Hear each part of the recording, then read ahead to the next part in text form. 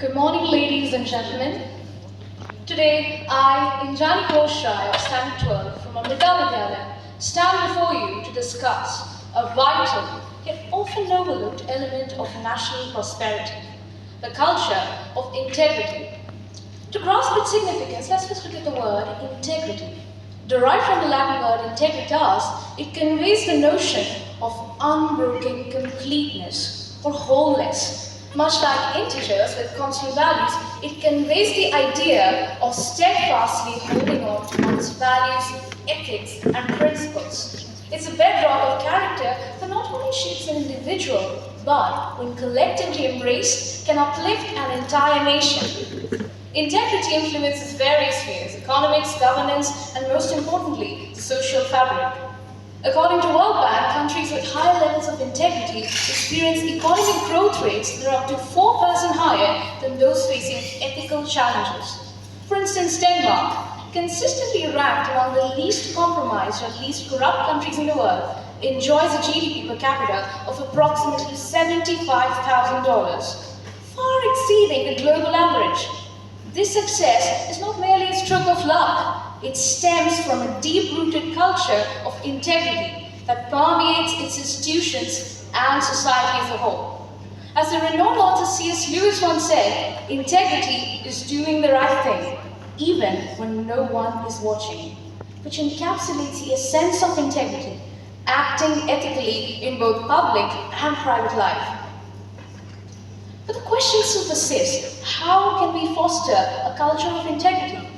Well, primarily, education is crucial. Integrating ethics and principles into everyday life, both at school and home from an early age, can foster a more ethical citizenry. Transparency in governance is vital. Creating independent oversight bodies can ensure accountability and build public confidence. Countries like New Zealand illustrate this method. Their transparent governmental practices have led to strong public trust and built public confidence, boosting civic involvement and national unity. Even in the corporate realms, businesses must adopt ethical practices and incorporate social responsibility initiatives. Companies like Patagonia have thrived by embedding integrity into their business models, leading to a loyal customer base and sustainable growth. As consumers increasingly prioritize ethical consumption, businesses that embed integrity do not just contribute to societal well-being, but also secure their own long-term success. But I believe the most significant of all is community involvement.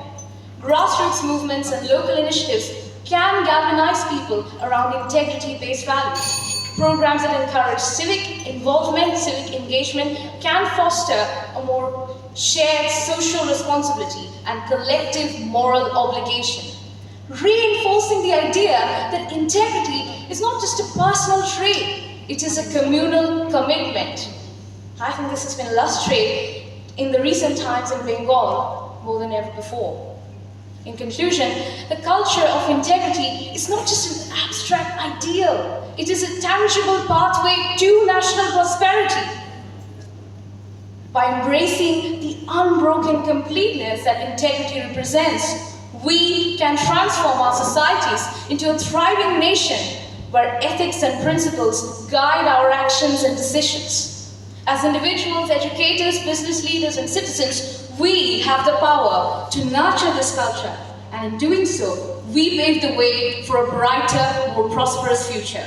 Jai Hind, thank you for your patient hearing. Don't have a good day, have a brilliant day.